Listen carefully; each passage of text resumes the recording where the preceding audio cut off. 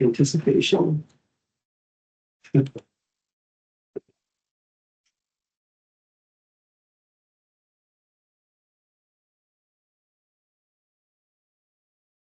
Got quiet.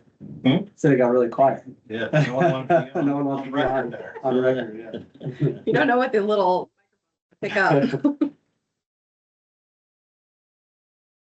anybody online? I do have 3 people online, yes.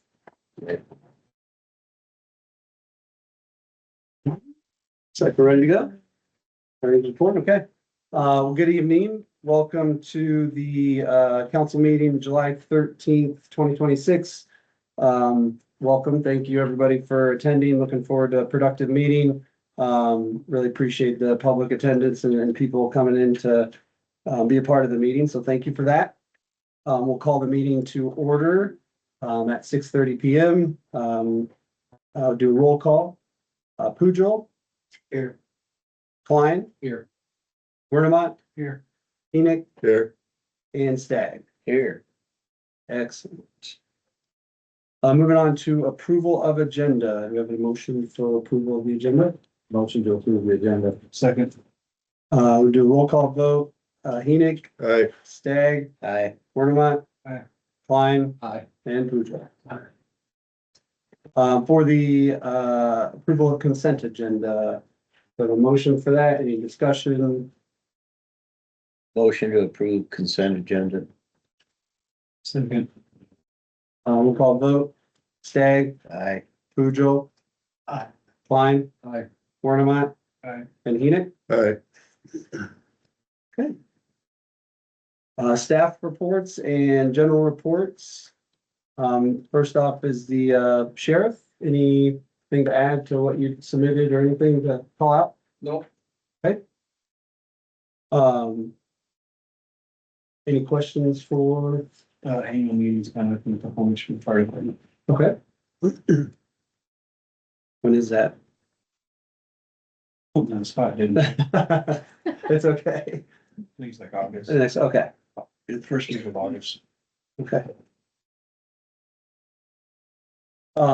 Back to the sheriff, the deputy, what have you guys been hearing, like, as far as traffic patterns go and kind of everything with around the area? Anything that you've heard or wanna share at all? Nothing that jumps out really. Okay, okay, all right, thank you. Our engineers, HR Green, The parking lot project and street rehab project are out for quotes right now. We'll be opening those, the morning of the 27th, and we'll come that night and report to you guys. And hopefully we'll have good quotes and you can award them. We are also starting to work on, well, actually, honestly, they're almost done, the sewer televising plans for Region 6, which is kind of the orchard area out there. Those are about ready to be sent out for quotes as well. We should hopefully be able to report on those the first. You're talking about the Orchard Street edition or Orchard edition? Yeah, correct. There's other areas, but it's that general Yeah. corner. Yeah. Maple and Orchard probably. Yeah. So, we would expect to be able to report on those the first week of August. We did, complete a opinion of costs, for the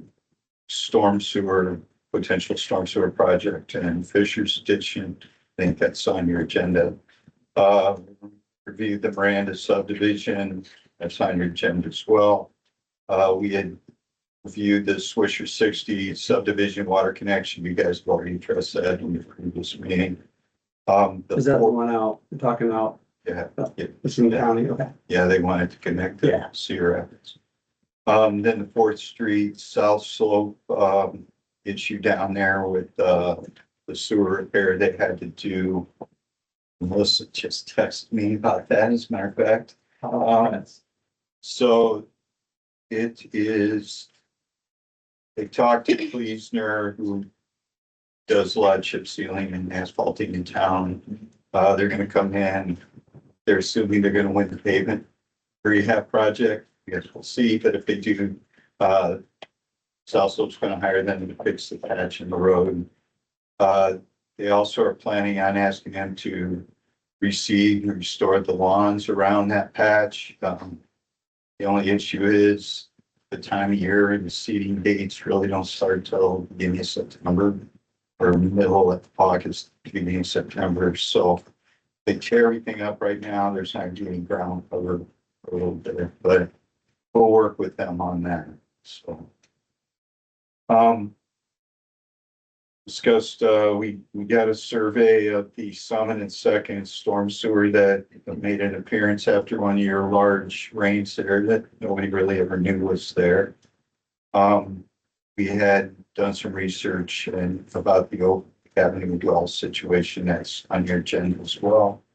The Pleasant Hill Phase 2 Ralston subdivision up there.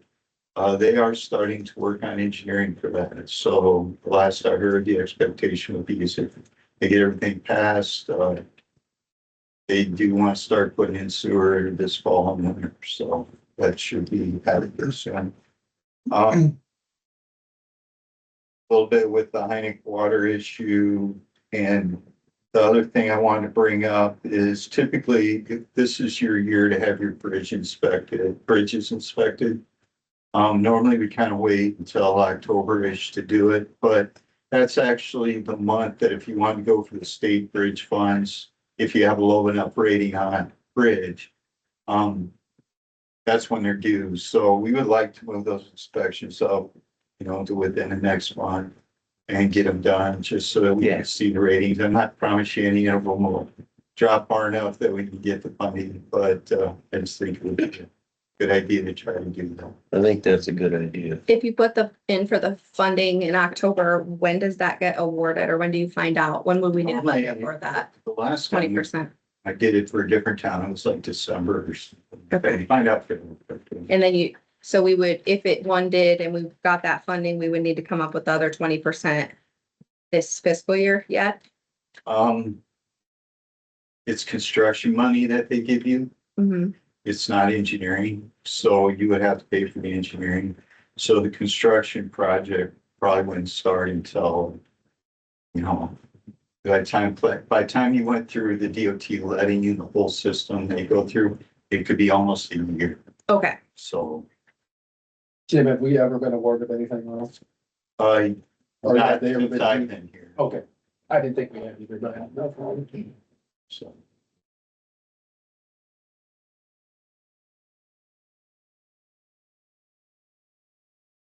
Every often I hope the bridge rating drops. Right. Might be time. You gotta look at all the bridges. Yeah. Now, is that approved like just countywide or is it statewide? It's just state. State fund, okay.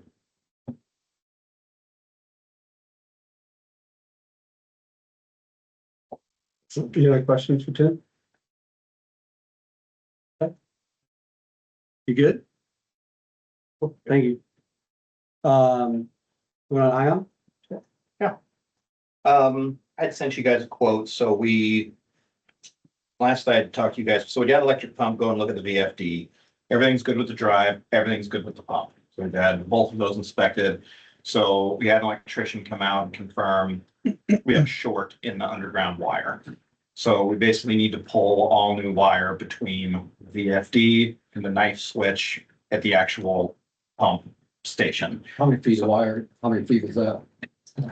Yeah, I think it's on. Is it on a bill? Okay. But, I'd like to move forward with that and get that done. So I just would like to get approval for that quote that I presented. It was like $2,200. So, It's on the claims list. okay. There- So, yeah, if we can get moving on that, that'd be good. Other than that, so the only issue we had, we peaked over just a little bit on our E. coli's for June, and that's due to the crazy high flows we had with some of the rain, and that's just, it is what it is. We're not, in the long run, it's not a big deal, but we did peak over on the E. coli. You do have a new permit that starts July 1st, and it moves us from monthly chloride sampling to weekly chloride sampling. We've always included your labs in our contract, so to reflect amount of chloride testing that we're gonna have to do, we're gonna need to adjust it by just that amount. So it's not anything huge, but I want to be transparent and open about that. So just kind of anticipate that we'll need to raise it just a pinch to cover that new cost for the chloride, but other than that, And that's like $100 a month. it ends up being, there's like it's like $25. And so it's basically ends up being, I might even just pay $75 because we already account for one. Oh, okay. So we're just adding essentially three. Obviously, there'll be the occasional month where I'm not worried about that fifth week from time to time, but, so anyway, there's that. And then, yeah, I can still stick around and. Is that are we being told we have to do it every week? It's in the new permit. So basically your new permit's effective July 1st. So it just went from a monthly required test to a weekly. It's not uncommon with all the chloride stuff that's becoming, everyone's doing. Okay. I've had some systems that had to change from a once a week to a twice a week chloride schedule even. So it's not anything that you guys are being. Because years ago, weren't we doing it every week and then we decided to switch it You back to guys, there was a stretch of time with one of the previous councils and mayors and everyone where they wanted to do it weekly. And so we did it weekly for a stretch. And it didn't change much, yeah. It didn't change any of the long-term anything. So we kind of went back to just following the permit again, but now the new permit's requiring it every week. So that's really all it comes down to. So Thanks, Joe. basically, you guys are lucky. You're just under the vast majority of the time. And so every now and then we peak over, but you guys are the exact opposite of Walford, who is always peaking over. So that's why that other system kind of matters. So. Got it. Okay. Any additional, I guess, mitigation or anything on the E. coli? Like, is that something? Like No, that's any- just something we any other had. I mean, issues that those were just happened? really crazy flows. I mean, we just had some really It's torrential. just like all the lakes in the summertime, Yeah. it's the same thing. It's, and that you guys aren't uncommon in that sense either. We have a whole bunch of other systems that had some really, really high numbers because you run those flows through there. Your UV's designed not necessarily for truly max flow. Mhm. And we just had some real max flow situations this last month in June. So. All right. Thanks, appreciate it. Looks like I'm up next on the docket. So just I'll do a quick verbal recap for myself.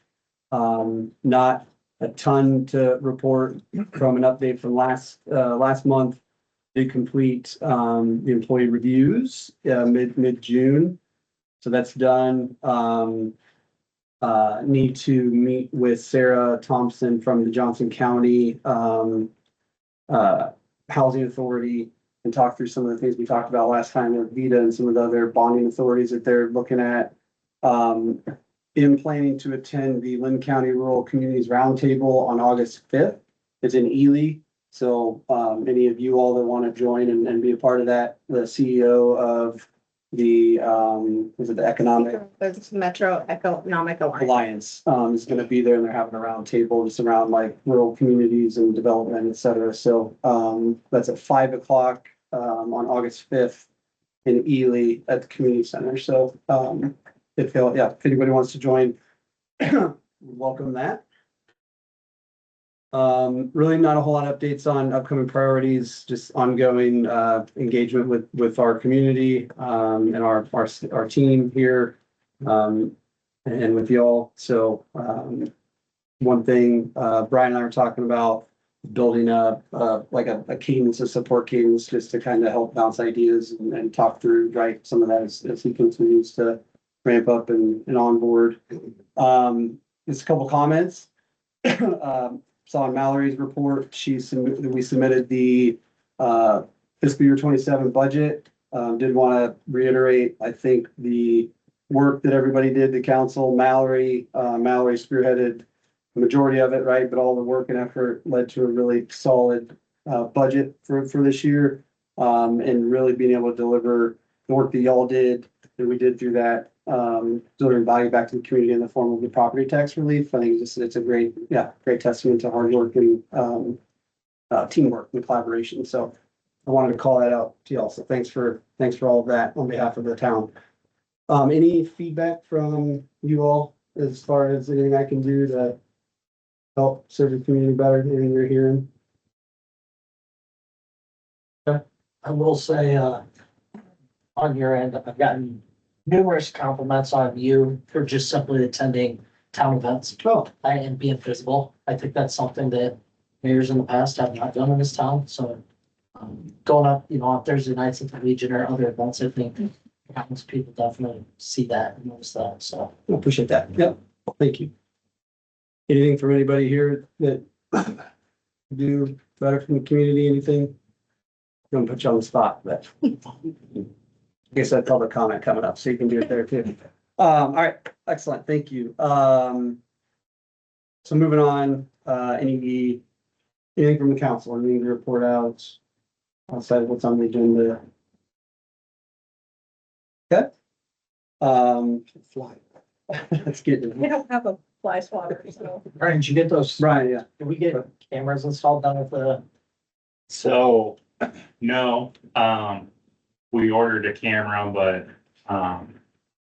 we found out that it's not gonna have enough range for Wi-Fi, so she's reordering one that's, cell phone capable.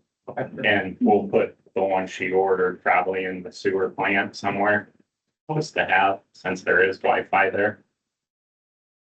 Yeah, Wi-Fi will only go like 200 feet and it's like 441 feet to where the camera would need to go, so.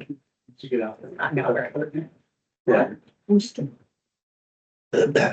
Brian, did you want to talk through your report? Anything you wanted to call out, highlight, walk through as far as the staff report you submitted? I mean, the only talking points I have is, I guess, really on your guys' end where you wanna go with, some of the bids and stuff I put on there. I think I included an option to add the volleyball court with the rubber surrounding. And I gave you both prices with or without, or separate, however we wanna do it. One thing,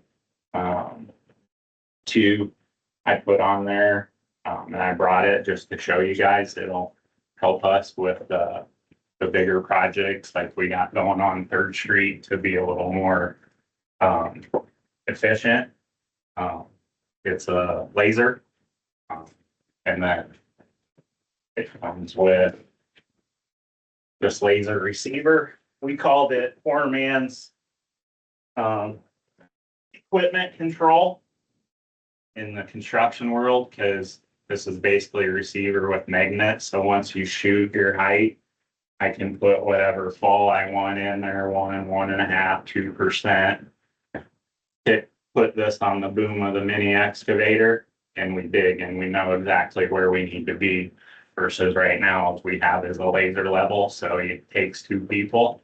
One sitting there with the laser level, the other holding the stick. This eliminates that. So basically, with the projects we have coming up with, numerous ditches needed digged out, the ball field, if we're gonna end up doing that, this is just gonna make it more efficient and actually more reliable. So, this is together 14, just under $1,500.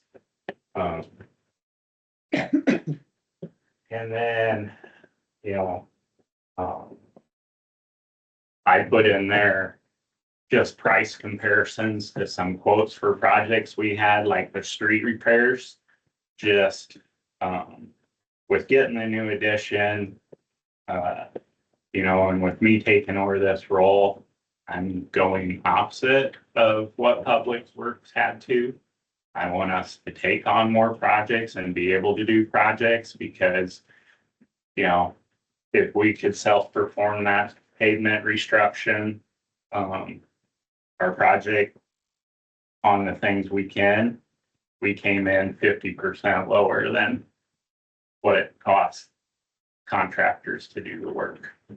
The project I did for the stormwater on Third Street, what we did, and by the time we're done, you're probably $20,000 to $30,000 that project would have cost if we would have hired a contract. The excavation and removal of the dirt alone was probably 11,000 to 16,000 of that cost. And then I put in their prices for if we seed versus hydro seeding, which I think we should hydro seed because it has a better rate to get grass to grow. Usually if you put grass in, you know, the traditional way, you're lucky if you can get 25% of the seed to actually germinate and grow. So it'll just help get the grass back better, you know, get it back to where it was. That's probably gonna have to be netted too. Yeah, we'll put erosion blankets on it once the hydro seed dries, so. So the $1,800 quote, just as the hydro seeding, we're gonna Harley rake the ground to loosen it up and get prepared, and then we'll put the erosion control blankets on as well as the 15 feet of riprap from that storm drain. Now, with you saying you wanna take on more projects, do you, So that comes back to where we want to go, right? Like with the way we're set up right now, it doesn't make sense. You know, as far as one full-time and one part-time guy, like, you know, I mean, it comes down to me. I mean, I can say, no, let's not do it. And me and Preston will do the pretty things and bid out the big work. Okay, but we're always gonna be behind, I feel, right? Because if we can start saving money on some of these bigger projects, because we're performing them, that's gonna give us more money to do more things.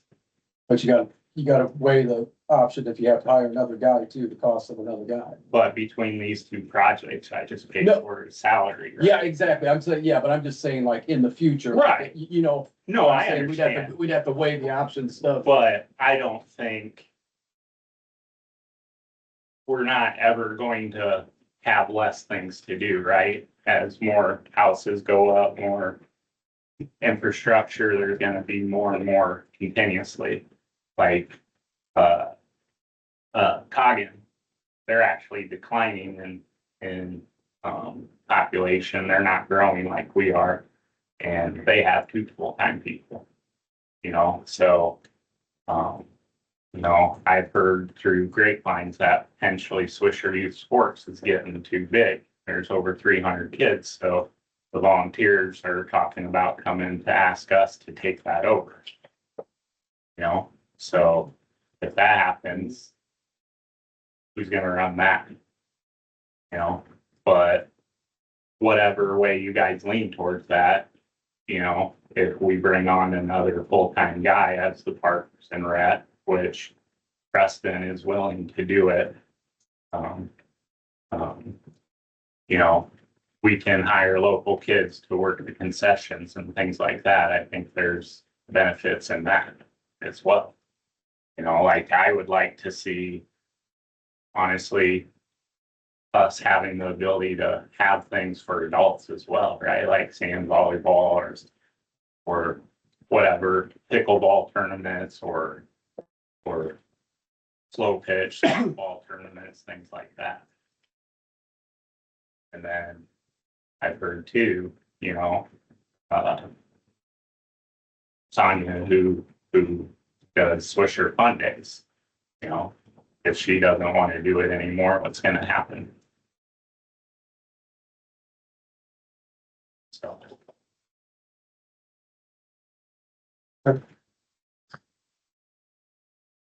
Are all these bids that are in his report, they're not all agenda items of tonight? No, they're, I didn't put them on as agenda items because I didn't have them until later in the day. So it's gonna be, So on the next one, I'll put those on there.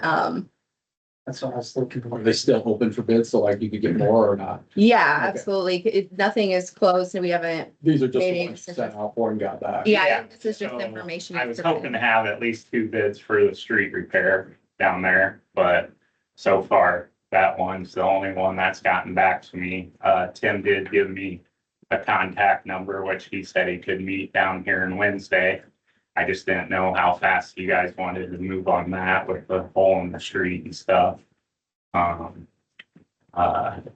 know, I've been working with contractors and talking to people too. about the basketball court resurfacing and stuff. So, That's later. oh, sorry, Yeah. skipped ahead. Yes. We have that one on the agenda. The one thing, I don't know if we can, but Mallory said that we have the money for it under our stuff, but I would like to get this so we can start utilizing it right away. Cause we're gonna have to dig up at Summit in Second where that culvert was found after flooding. And I thought we could put that out for bids. We talked about.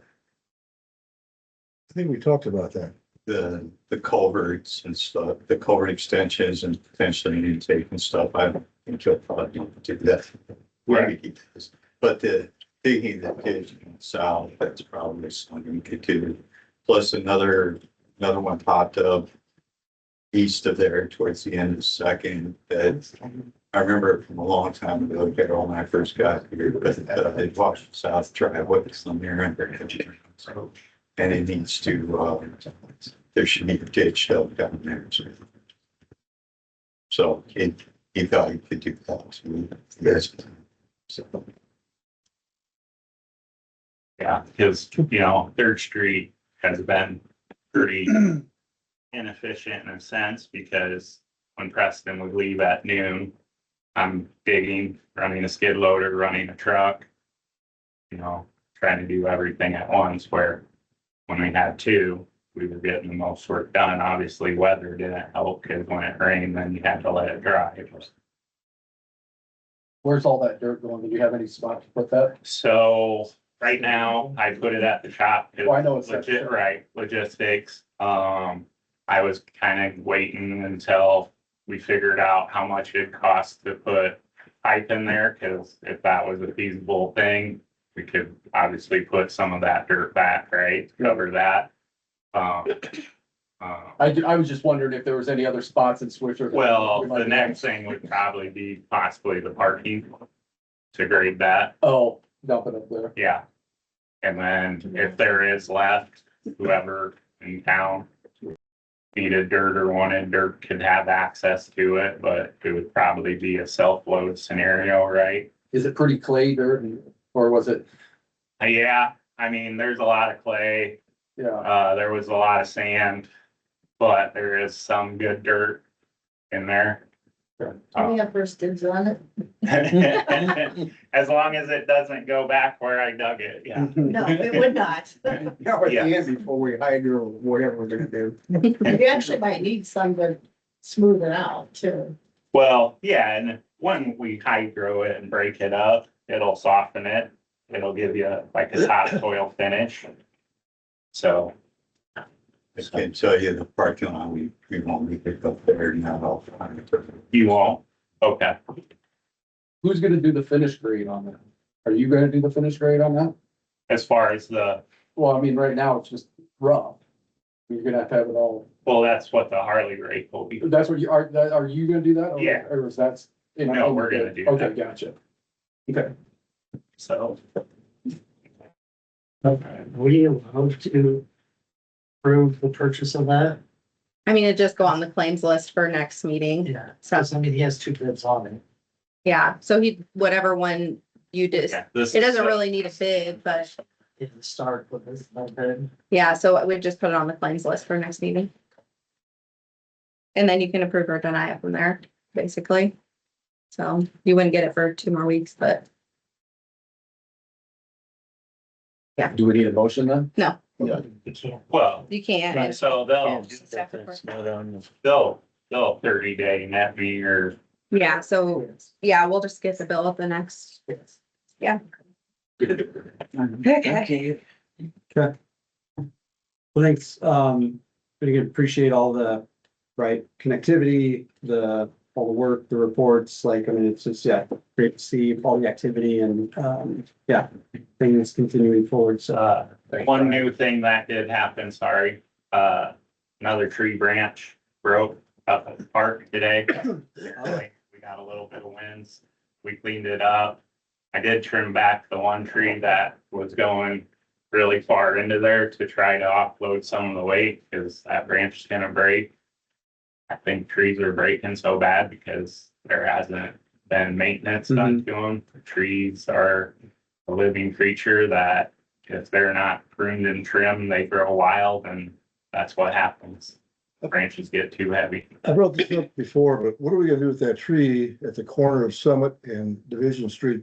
That's half dead hanging over at the stop sign there. That's next wind, it should be coming down here pretty soon. I'm surprised it hasn't already. Summit and Division, so I believe that would be the homeowners, right? I don't think that's in the right away. Yeah, I think just remember from the project up there, that the tree, I think is, but we can, But It's gotta be close to, right away, cause if he closed, but it's gotta be pretty close. If it's not in the right of way, then. So you talking on the north side of Division? It's the, that White House, southeast corner. White House, As you go to Summit, when you stop right on the right-hand side. Yeah. Look up there, there's a big limb, go right through your windshield. oh. Well, that would probably, depending how high it is, be contracted out. Well, I don't think you can reach it, but I'm just Right. wondering, I don't know, that thing's, I'm seeing that other dead branches after these windstorm dropping. I'll look. He can, but I mean, Cause it's getting real busy now with, I don't know, all the cars are coming from, I think, from that project over, over west. the But it's- full project. Yeah, it's, Going down that. it's bumper to bumper coming down there. Yeah, Yeah, I'll look on that to see if it looks like it's in the right of way, because if it's not, there's not anything we can do about it other than sending something to the homeowner. Yeah, we need to do something, because it's gotta be coming down pretty soon. We did take the tree down, that was approved. Yeah. Last finally went It's the over. homeowners.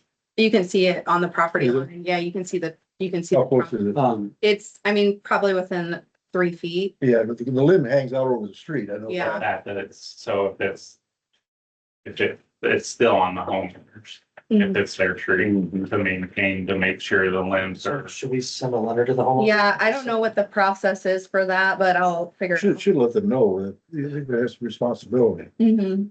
Is anybody that owns a tree that's overhanging the road, the minimum height has to be 15 feet to allow traffic through.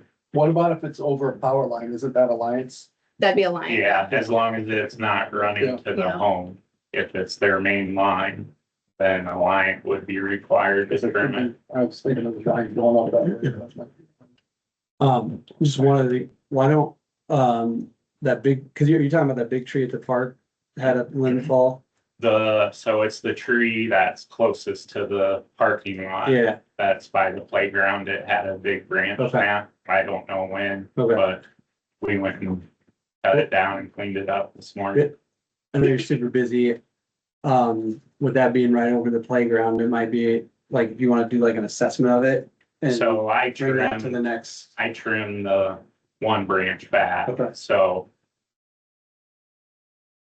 Want to say we should be okay. all right, You don't want to take that one down if you don't. right. Right. I just make sure, yeah. Yeah, I mean, I think that they're ash trees, unfortunately, but I don't see any signs of ash borer in the trunks yet. Doesn't mean they're not up in the limbs where I can't see them, but Shut. all those nice big shade trees are ash trees. Yeah. So we may need to think about having to cut those and then at some, maybe planting trees before now to let them try to grow, because once that's cut, that playground's So you gonna can buy 40-foot tall trees.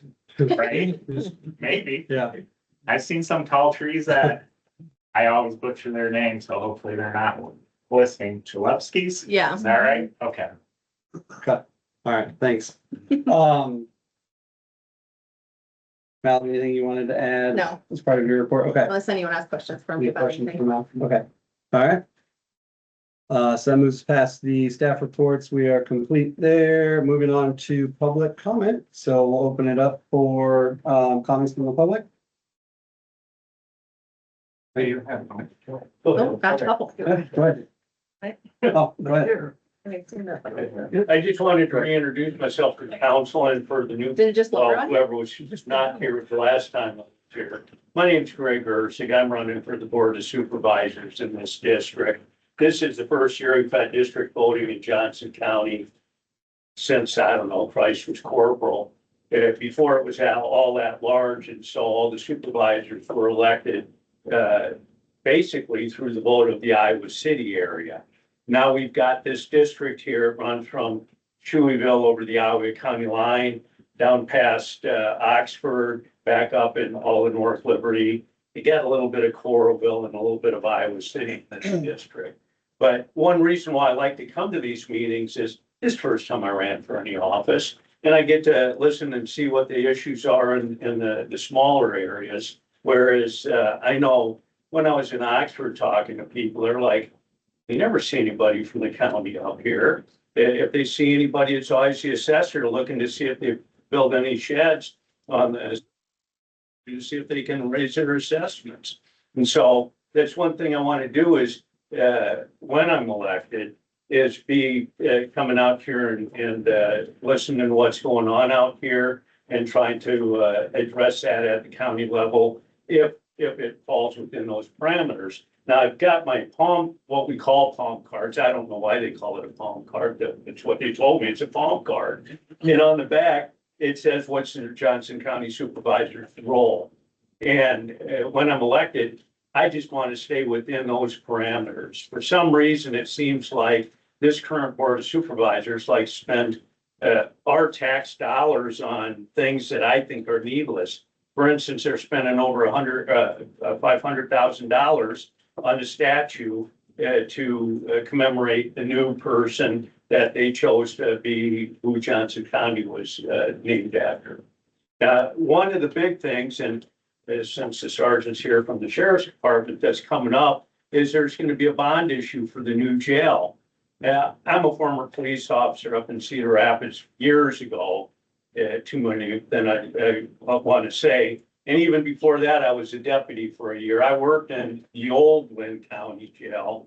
Myself and the other two Republican candidates toured the Johnson County Jail about a month ago. It's falling apart. If they don't do something about it, that building could very well be condemned. Then where are you going to put this? Number one, the sheriff's office. Number two, the prisoners. They're transporting to Washington County, Muscatine County. When you transport a prisoner, it increases the odds that you could potentially have an escape. And I don't think people want to have that happen. Plus, it takes the deputy off the road. You don't want to have less patrols out here. I know back in 2017, I had a guy enter my house. I live over by Sandy Beach Campground. 6:59 in the morning, I hear my laundry door close and I thought, uh-oh, somebody's in my house. And sure enough, by the time I got my pants on and my pistol out of my nightstand, I could see him out in the hallway.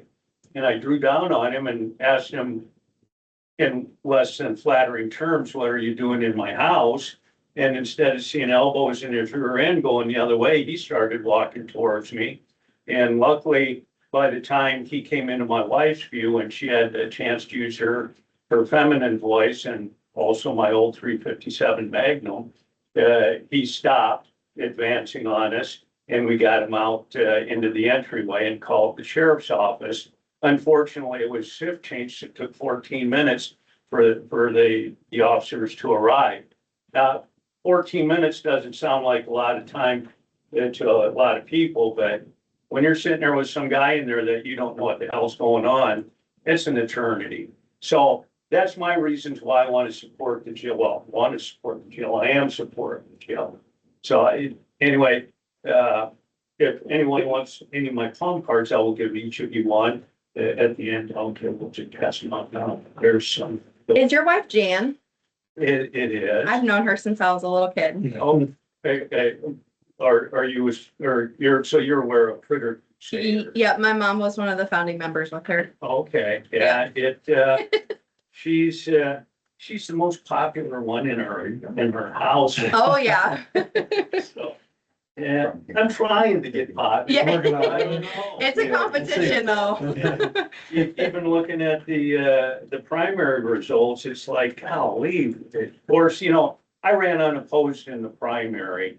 And I got less votes than either of the Democrat candidates. So I'm running behind the 8 ball on this thing.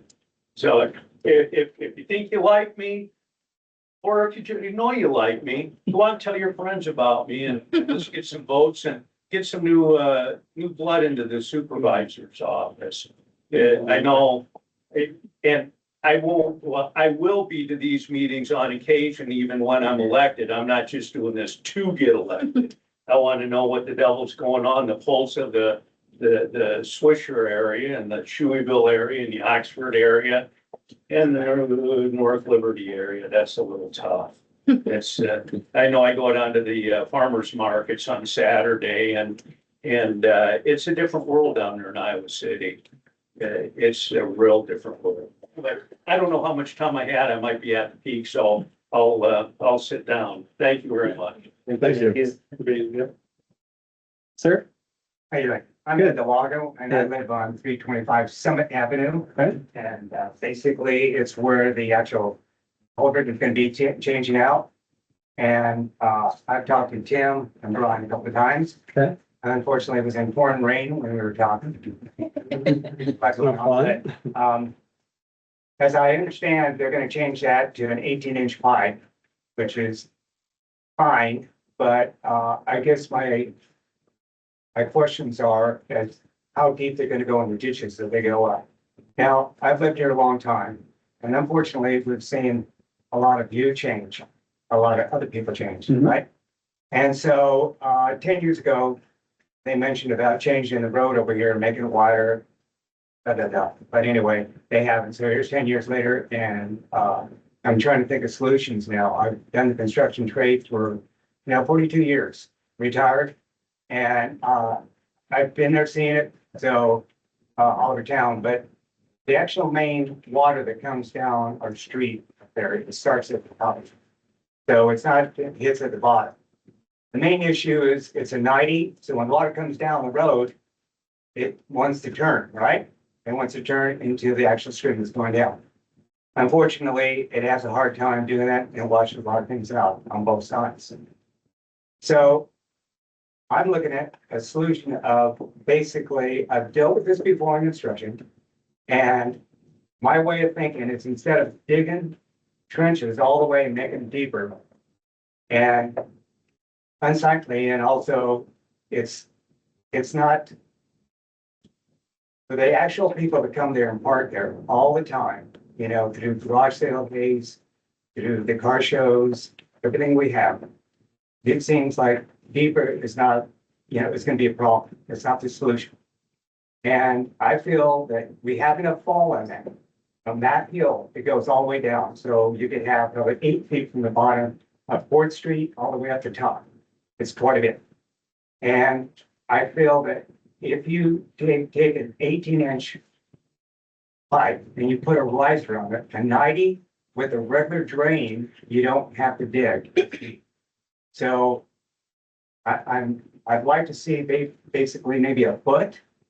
And the other reason is that, you know, I mentioned it several times, and the only thing you have is to have a little rod there, which is for when you do snow removal, they tell you where the end is and everything else, so people aren't in the ditch.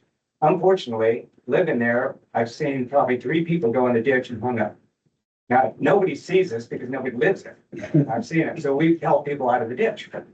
So therefore, I think you're open to a lawsuit, the way I feel about it, to go deeper. That place is unbelievably deep and you can't mow your lawn.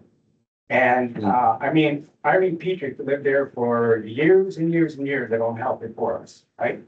And poor old thing, she would drive that thing and I used to talk to her and she had the problem going in. So a lot of people helped her, you know, and I think right now at this point, having exposed right now and getting deeper with all the trenches or all the ditches is not a solution in my view. Now, cleaning out the ditches up and pop and everything else and coming down maybe a foot will hold the water, and I think that's sufficient to take it all the way down and then with a bigger pipe. But also have a drain on top so you don't have to have the exposed pipe and have to go because an 18-inch and go deeper. I think with an elbow, with a riser, and an actual drain like they have in the city or in the town or anything else where the drain was filtering is a solution for that corner. Not to mention this washing out the road. If you go down there, the road at the 90 and turn on 4th Street, is completely washed out.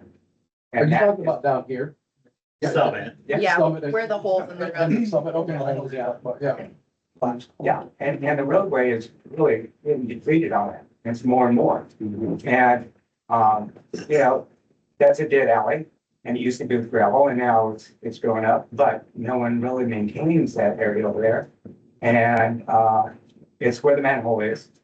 So it's usually buried with, you know, dirt, and everything else. But, I'd like to see that, and across the street, you know, where, it goes, needs to be looked at also. It seems like just, you know, all of us homeowners right there, every time it goes and floods, we're constantly down there with our wheelbarrow, getting the gravel, bringing it back up and fixing our driveway.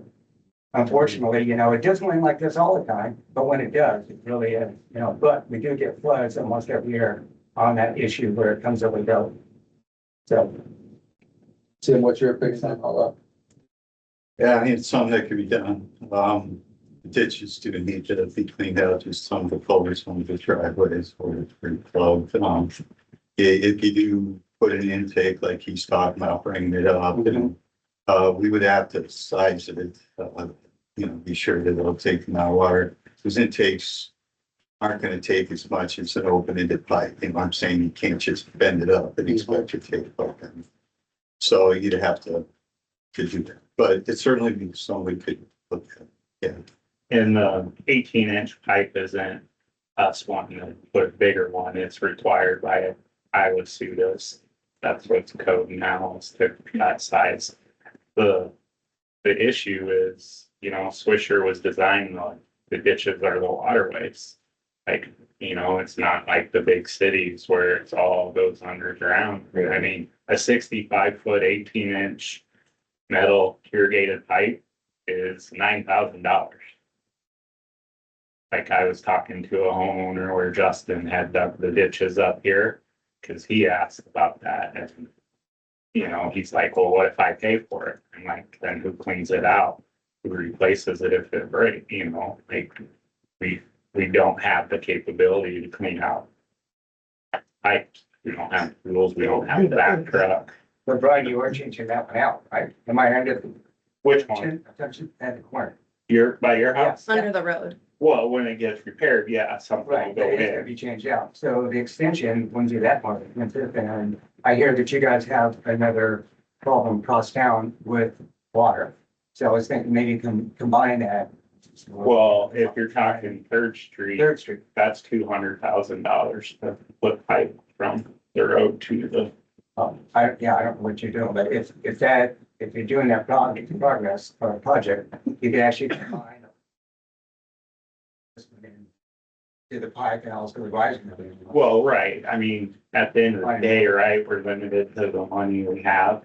Like, the last thing I wanna do is dig in ditches and stuff, you know, and upset people or have to, but unfortunately, that's the card we're dealt, and that's what we have to do. I mean, if there's a way to, I mean, the only way we can start putting culverts and all this stuff in is we're gonna have to start curbing every road. We're gonna have to, raise property taxes or something, cause Yeah. how are we gonna pay for? The reality of our financial situation with storm drains right now is we have $89,000 in our storm drain fund to go to that. So all of the other money that we have coming in with property taxes is allotted to other things like parks and salaries and all those things. So it would be something that, you know, if we did decide to make that a plan, we would have to plan for it and it wouldn't be right away. Like, it's a lot of money to do the culverts.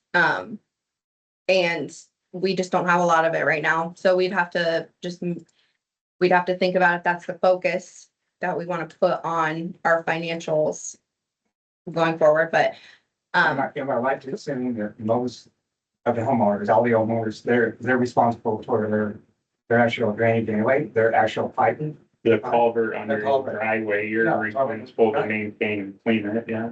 Right. But So, we're responsible. right, but it had, like we talked about, it had been done for years. Right, I mean, I don't know, I haven't talked When to you a go previous- down, it happens. So yeah. if the solution is to it, and I don't know if they meet the adequate size for drainage, but if all of them were cleaned, my point is that if all of them are cleaned, no matter But what if- size, if they're 12 inch, if that you- would be adequate. for If water. you have to replace it, you have to follow code. And our Absolutely. code is Yeah. Iowa SUDA, so that requires us to put an 18-inch pipe in there. If that drain was just clogged and we could jet it out, it wouldn't need replaced. But since it's collapsed and there's a hole in the road, it needs replaced and we have to follow code, otherwise we're breaking. Understandable, yes. So in public comment, council can't like make decisions or anything on anything like this. So if you'd like to be on the agenda for the next meeting to talk about that, then council can talk about it and potentially make a decision. But public comment, they can ask clarifying questions, they can't, make any decisions or promises. So if you want to do that, then I can definitely put it on the next agenda and then they can have a discussion and, potentially make a plan. Yes. Okay. Okay. What was your first and last name It's again? Ed. Delago, Dallago. AGO? Mhm. Okay, perfect. Okay. I will have that on the next meeting, which is July 27th. Nice. Steve, is that something you're gonna check into too? We can look at that. The suggestion of this? Thank you. Yeah, thank you. Thanks for bringing your, comments and concerns to discuss. So, we appreciate that. Any other public comments? Anything else from anyone? I kind of have a little public comment in regards to Brian's comment about needing more staff. I could not agree more. I think that they're ended up taking on more and more projects. I think we've been here since 1995. And we've seen the history of projects not getting done. Mhm. I don't mean to be slamming anybody, but that's just, it's fact. And, Sure. I think Brian can attest to that. And our project behind us on Third is, we'll look at 4 weeks all day. That's a Mhm. lot of man hours. And it's taken away from other projects that could be done. That's my comment on that. Appreciate that, yeah. Second comment is, in regards to the trees, none of the ash trees being longer, we just lost 2 in our backyard. Yeah, I know. And, maybe a suggestion, when people want to memorialize somebody in their family, instead of doing a park bench, hey, how about doing a tree at the park? Mhm. But I think we do have a couple up there that have little plaques, so we could advertise that a little bit more. That's good. Well, and I don't know, but I know with Horatio, like Marion and some of the bigger cities, there's funding out there that allow them to plant so many trees a year. So I'll try to, They just have how many at the park, didn't they? They planted 4 or 5, one here, and then the other. but I don't even mean just the park, like I No. mean like residents and stuff. In the Put right. them in, we can put them in like by the right of way and front yards and stuff, to keep the trees. I just, Probably have blocked it, so it's just, if they're told it's just a matter of time. Yeah. yeah, oh yeah, 100%. You're never gonna say, well, it's just, Right, yeah. didn't work. Well, I think the bad thing is, and I'm not an arborist by any means, but I did get to work with a lot of arborists and city, forestry department people. And, the big thing people don't realize, these big, beautiful trees that are healthy, it's awesome, but you also need to maintain them. You need to teach a tree how to grow just like a kid. And if you don't, they just go crazy and grow branches everywhere. And I think that's why so many trees are breaking and other than the ash, but Sure. Well, thank you for those comments. Yeah, appreciate that. Good to hear from how you guys feel and like what you see and, yeah, super important. So thank you. All right, last call. Yes, sir. Jason Sperry, Hi, Jason. 246 Allen Avenue. Okay. Status of the work being done in the right of way back there. so tonight I was hoping, but since it didn't get in there, we can't vote. But I was hoping to get the approval to get the hydro seeding done and I would have got it this week, hopefully, was the plan, but unfortunately that'll be next to. So it'll be on the 27th is when that'll be on the agenda for vote, and then, so I'm assuming we'll be Yeah, ready to go. I'll be putting at that point. the rock in this week, but it's in that, but as far as the seating goes, unfortunately. But you're close. Yeah, yeah, like, Yeah. right now, like, you know, I mean, I don't not want rain, No, but no, I hope it no, doesn't rain, you know? Yeah, don't say it, 'cause So, then it'll happen. Right, right. No, so I So- understand that. Concern I have is, the longevity of this work being done. I believe that area was established, I think 27 years ago. 1970. That swale was put in 71. Yeah, It was So- platted in 70. so when we dug, we actually found rock from the drain all the way down by your yard and Yeah. your neighbors. Yeah. So at some point, there was a huge storm that washed that all out. Okay. So, so that drain was 100% blocked. Third Street had 3 feet of water. You can see the rebar on the culvert, because all the water did is ran and hit that and sat in that culvert until it drained. It wasn't coming out. It's a 2-part problem. So there's tons of water coming from the field too, right?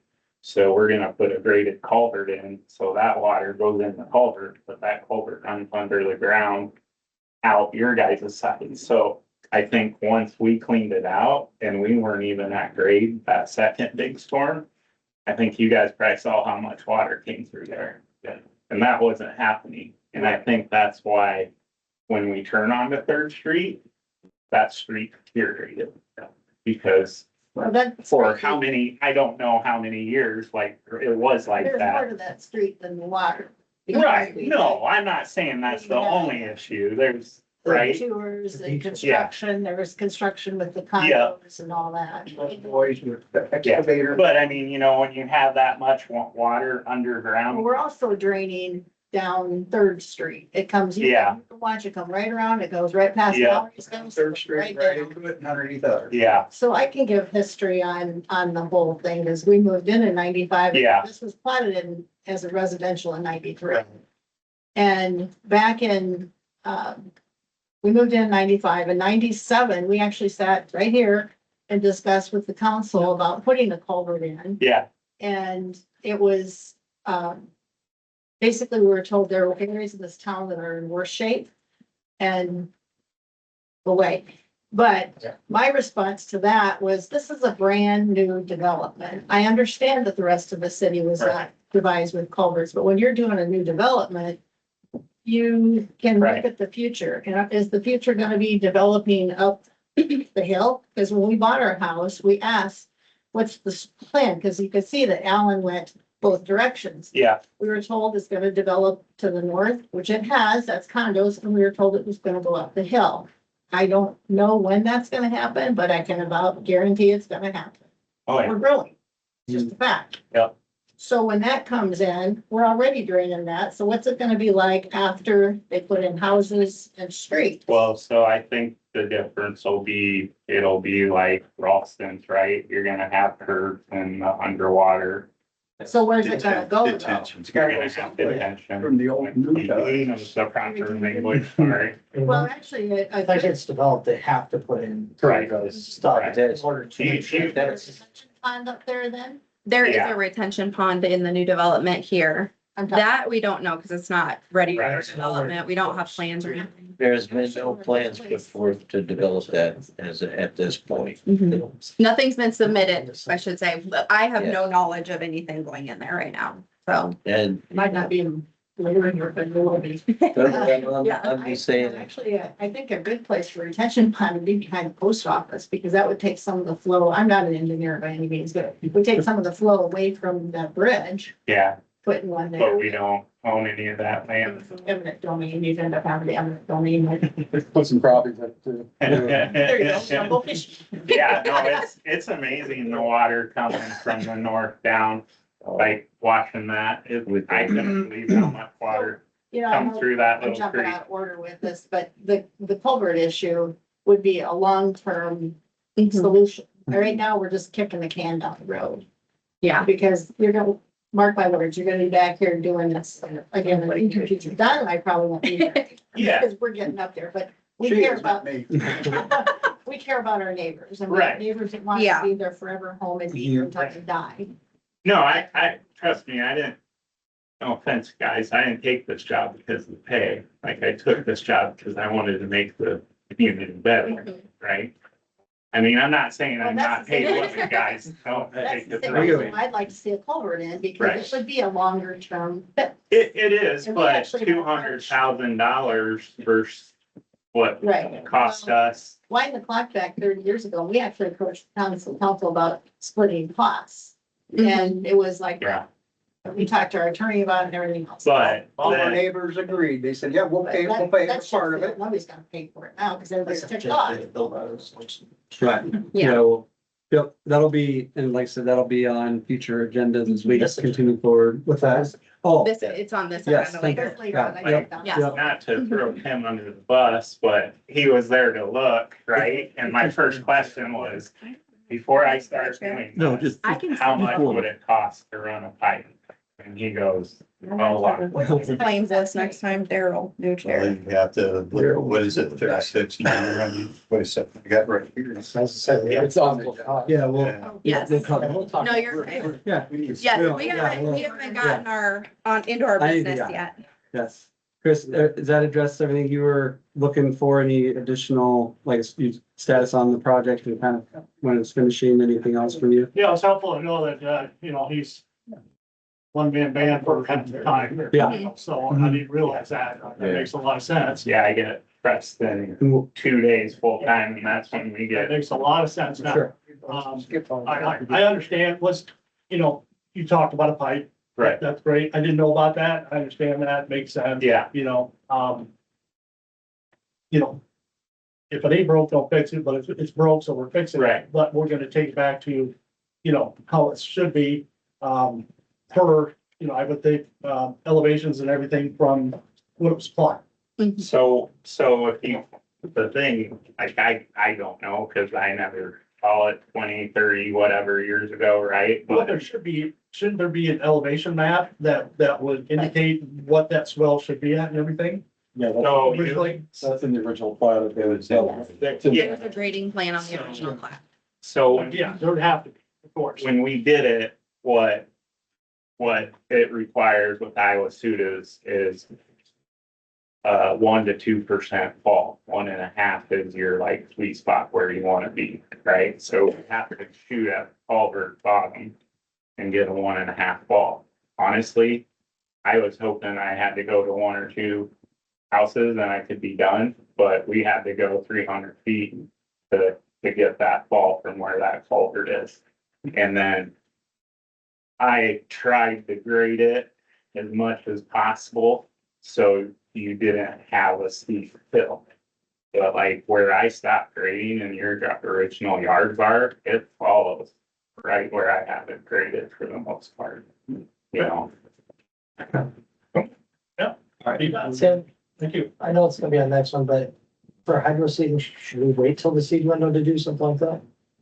Like, I know the residents want to get it I back know, to but I normal. think you're throwing your way, I think you're throwing away the money. Let's not do that. I'm sorry. I mean, I'm okay waiting. Yeah, I get that because, it's just gonna cost more, Yeah, right? more that we could use for something else. Yeah. I mean, that's personally for me. I can't speak for anybody else, but that makes total sense. Yeah. Sorry to speak out of turn, but no, absolutely. And yeah, if you guys need dirt, by all means. And me and Preston will try to help what we can when we're available to get it to you. That's something we should do to get rid of some of it. We talked about it, but we wanted to find out if we needed it anywhere else. Right, like, Letting people. we come didn't take it. know what it was gonna cost to put a Why don't we do that first? stormwater drain in there and stuff, so. And on Summit, when we do that too, because it's such a big drop right there, we may need to fill some of that in. I don't know. But yeah, that I text Brian about that and asked if he wanted me to put it out there, letting people come get it, but. All right. Okay.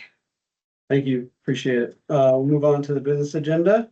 Agenda item A is Hilltop Road tree update, Electric tree service. Is this the one that we got the letter on? or the- Yes, so we got an email from a resident saying that there's a bird nest in there, in DNR. It is illegal to remove an active bird nest, so we should wait till fall to take that tree down and hope it doesn't fall. It's alive. It's So- just split down the center. Since we have time now too, I have a contact in Marion that is a certified arborist that runs the forestry department. He has application, he's gonna come look at it. Just to make sure, cause, Sure, though, if there's a tree that is identified as a hazard of potentially falling, Yeah, yes, the bird you nest- can submit an application to the DNR. So after the arborist looks at it, if they think it's a hazard, then we can submit a permit to the DNR to 'cause remove it's it. a big, beautiful tree, oak tree, right? Like, I don't wanna cut it down, and half the people we got quotes from said the same thing, but I don't stand them. The other thing you guys have annually is your tree removal project as well. So I was talking to Melissa about that today, because I normally let her handle that, but she was gonna start to look at putting the project together. So it might be something in the end, it might just work out to add it to that project. Yeah, I think right now we're chasing trees down, like we're just reacting to what's falling and what's dying and like, yeah. Okay. Is there any action or? Question there. No, that was just an update. Ed? Go ahead. Is that any tree that you're, can be like, in other words, if there's other trees, ash trees that are ready to fall, can you submit to the DNR? I'm not sure. Or- I'm not sure. I don't know if they have a program for ash trees or not. I think you guys have been just operating within the ash trees on your own. Yeah. Here. You know, that it hasn't been with regard to hazard, it's just been the fall, Mhm. right? So I think obviously if there's a tree that's gonna create harm to life and property, that's a big so. Yeah, And are you asking about like on personal property or in the right? of Personal way? property, yeah, Okay. property line, yeah, and, you know, we wanted to help the elderly lady. Yes, she has her tree on ours, but it's gonna fall in our price, and so, but. You know, she's, they didn't have the funds or anything else, so I didn't know if there's a way to handle it with the DNR. yeah, I'm not sure. I can look into it though, and if you call me or email me tomorrow, I'll let you know what I find out. Thank you. Yeah. So no motions or anything either, just No, just an update of why that Right. tree is Yep. not removed yet. Okay. All right. Moving on to agenda 5B, the sewer plant discussion regarding the radium chromium details. All right. So this was on the last meeting agenda. Some residents on Oak Ave are putting a well in with, and we know that the chromium / radium, I don't know the right language, is could potentially be an issue with the new development. And so this is just kind of planning for that future. Just with the deeper wells. So, Yeah. so chromium is not what we're concerned about. Okay, So, it's the radium. well, it would be, right. so- Fluoride, sorry. So they need to do radium removal, and one of the processes that does that is softening. And softening contributes to chloride. Mhm. Since we're kind of right on that edge of chloride compliance, the concern would be if they put kind of a larger scale softening type system, that could, cause us some issues and possibly pushing us over the edge with our chloride. So, I mean, I know some arguments have been made, well, people could put individual softeners in, that's true, and you can't really stop them from that, but since we actually would have some authority over a true like sewer hookup, we have some authority to do something about a large scale softening plant being put there, so. Well, anybody that puts a house in is gonna have to have softener.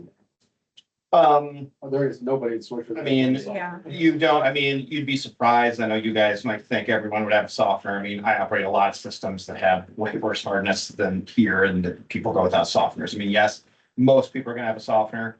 But again, doing a large scale facility that's going to do large scale softening for a whole section of town. Again, that's something that, Right. But the way you mentioned about, there's gonna start, new, division up Mhm. there. What do we need to do in advance to make sure we don't get caught short and have to put a lot of expensive equipment in to handle that if we allow it to? There's no expensive equipment for you guys to put in to handle chloride. So that's not something we're gonna be able to treat on the wastewater side. I mean, frankly, there are some ways to do it, but you're talking the cost of that would practically be the cost of like building a whole water system. So I mean, Okay. like, it's not anything we're gonna treat at the wastewater treatment plant. That's Okay, why. that was one of the questions we had from the last time was, can we upgrade the sewer No. plant rather than doing? No, no, there's really nothing we can do. Again, not at a remotely reasonable cost. I mean, is it impossible to treat chloride at the wastewater plant? No. But the type of stuff you would have to put in would be so many millions upon millions of dollars that it would make no sense to do that. So what are we gonna do? So that would be the remedy. That's what you guys, I mean, you guys have authority whether to allow that hook from what I gather, and Tim can maybe speak a little bit more. That I know HR Green's worked on some of that agreement. So he can probably speak a little bit more to what the authority the city has when it comes to allowing the hookup and all that stuff in the Can first you place. tell us that now or not? Yeah, I mean, you sent them notice, if we're talking specifically about that. You sent them notice that they couldn't increase the amount of chloride that comes to the plant, okay? And typically, and I want to be sure I'm using the right terms, but, an ion exchange plant is something that would use a lot of chloride to treat this radiant thing, okay? And that would definitely be something that would put you over the edge of the plant, okay? And so there's other means of doing, a one location treatment, like RO plant, things like that, that would not increase the chloride, okay? So you can't dictate to him how he wants to do that, all right, because it's still technically a private system, private water system. But you can tell him that you're not willing to accept more chloride. So So, how do we stop him from that? We just don't approve it. yeah, you, So I don't, Well, so what's the where does he do this, waste then? what's that? The waste that he would have to send down to us if we don't accept it. Obviously, we have to cut off the waste coming down. Right. What's he gonna do with it? Well, I mean, hopefully he's smart enough not to do that, because, yeah, you could cut off the sewer line from him, that's not something that I would advise. No, I don't want to, but looks to me like if hooking it up, he's gonna produce more waste, which is gonna raise up our, over the edge, I imagine. It's all. There's a I good mean, chance. Yes, there's a good chance. I mean, we can't say with 100% certainty it'll put us over the edge. It's just 389 is the number that's our limit. Okay, and we are 380, 360. I mean, our number, if we were like at 250, I wouldn't be as concerned. But literally, we are so right there that just even a little bit that adds to it can be enough to consistently put us over that 389. And once we do that, then we're gonna start getting nasty letters from the state, and then we're gonna be forced to do something about it. That's right. It's gonna be too late at that point. Yes, So what I'm saying is we gotta do something ahead of time. I know this development is talking like in the future, 130 parcels or whatever, houses or whatever. What's the difference? We've already done for Cody lives in Fisher's Edition, up on Orchard and Maple's got an addition up there. Why would we not just have them put water softeners in like everybody else did? Wouldn't that? because it's a public water supply, and so public water supply is going to fall under regulations from the state. So it's not about, you can't just, if you're providing water that's unsafe, you can't just then tell the community, you guys all handle that yourselves in your home. You have, the water that leaves this public water supply has to meet a minimum standard when it comes to contamination and whatever type, this particular case, we're talking about radium. It could be other things, but so they are required to provide water to the people that are part of that water system that meets those requirements. So you can't just say, hey, I know we don't meet this, all of you in your own individual homes, you have to do something about it. No, They have to do it. Yeah, I'm just saying, why we weren't concerned about it when we put all these, the other two There additions. was a radio. Yeah, but they weren't down in that They aquifer. weren't. Oh, okay, it was in a different aquifer. I got you now. The mistake, in my opinion, that happened here was the original engineering firm that he hired did him absolutely a complete disservice by no discussions were given to him. They basically just went, you're better off just going to a deeper aquifer. No one discussed with them. I mean, listen, I'm not an engineer, but I've done enough of this as an operator. If anyone would have said to me, you just need to punch down into the Jordan, the very first thing out of my mouth would have said, well, but then you have potential for radium issues. And if you are going to do that, you're going to be on the hook for radium removal. And the fact that no one said anything to them until they drilled all the wells and shoot, the radium's high. I mean, they really did him a disservice because it could have been possible to have drilled multiple shallower wells to try to meet the gallons per minute they needed. Punching into the Jordan without even remotely considering radium was just a terrible miscalculation. Well, it looks to me like we're stuck. No, No, we're not. Yeah, he's the one who's ultimately stuck. Well, I don't. So Daryl, when he's talking about a public system, that's different than a municipal system, okay? A public system, because he has multiple homes and things like that hooked to that system, where the goal is ultimately for that whole subdivision. That makes it a public system, okay? But it's not owned by the city, it's not run by you guys or anything like that. Right. Okay, so it's not technically like a. There It are is your multiple public water supplies throughout the city. Exactly. Mhm. You have a lot of Multiple little I'm areas. sure it has one. Yeah, so there's multiple public water supplies throughout. It's just if you don't have a particular contaminant that's causing you to exceed any limits, you don't really have to do much with, you basically, most of these little systems, you can just pump the water out, send it to the homes and no one has to do anything. So, And if he, I'm sorry, here, I mean, if they do find that they're throwing fluoride down here, you can give them a notice to correct, okay? And you can go after them later, okay? So, we just gotta make sure that we're never on the hook for this because the city should not be on the hook for that development. my question is, do you recommend us, Tim, then, to like develop some sort of amendment saying if you do have public water system or whatever, that they cannot treat it by that ion exchange? Is that something that we legally can do? then you could probably put it in your city specification. What does our treatment agreement say that was developed a few months ago? What It does, basically told them that we weren't gonna accept more, anything that would raise the chloride level. but nobody has signed that or sent that to them, right? Because he came back and said that he was gonna be treating it that way, he was gonna try to blend in the two words. So So, that's where, is that something that we should look at developing? Our city specs, yeah, I think it's something to think. because then that gives like a, I need to do more research on that coding, truthfully, but I think if you're pushing the limits of your chloride levels now, I think with the. because like, let's say the well on Orchard goes out and they say, all right, we're going to the Jordan too, and we're gonna treat it by this too. I mean, that's where We would give them the same notice. that's where I just don't know if having an ordinance that just lays it out clearly. I'll look into that. I don't know, Chad, have you seen something awful? Well, I mean, I've been a part of a lot of things. I have not been a part of a lot of, hey, we're building a whole new thing out here and then hooking up to the city that has a wastewater limit that they might be contributing to. I really have not run into that unique situation, but, I've been in a lot of communication with those people, not super recently. I know the engineer and I'm working with that engineer on some other projects. So I'm pretty in the loop with some of that. I was in a bunch of meetings back when they were first talking about this and I made it very clear that the city is going to push back majorly on softening. So you need to really think about that. Now, we talked about doing HMO.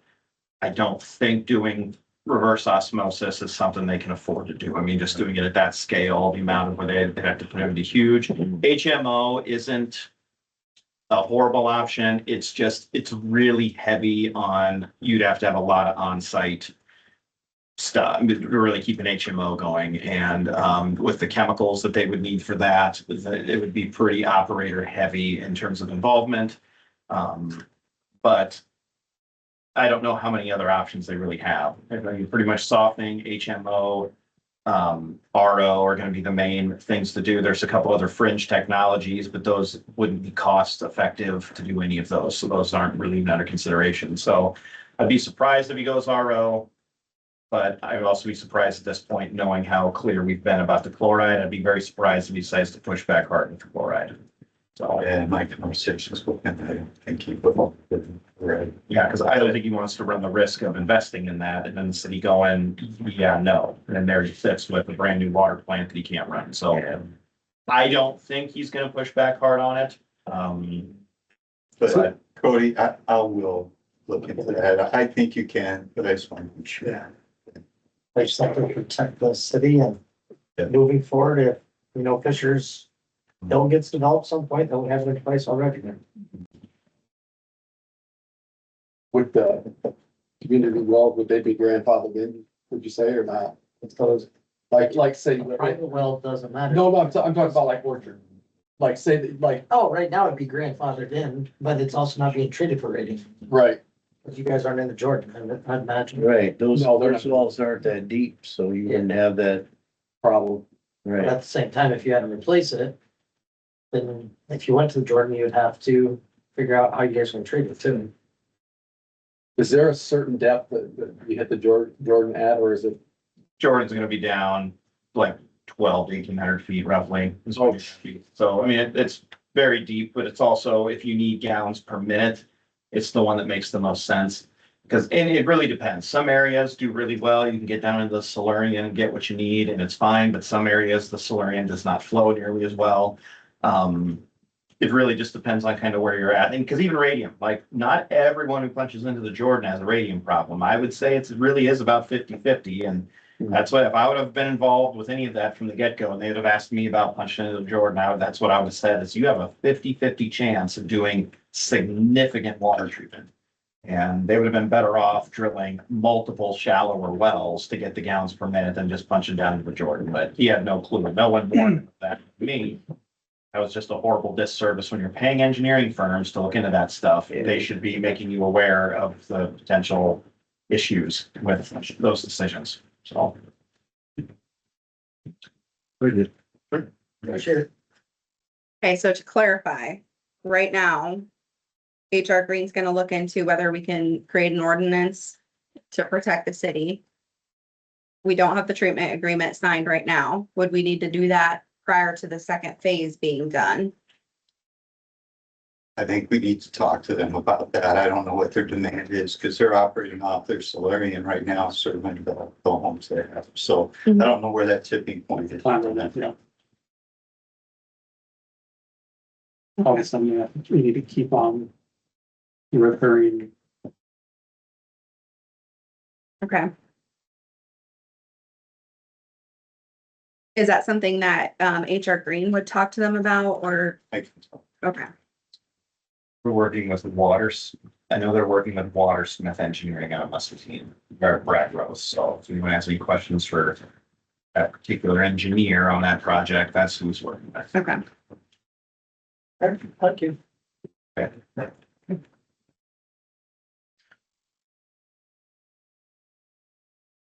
Okay, so, be good with everything for that I think so. as much, okay. Mhm.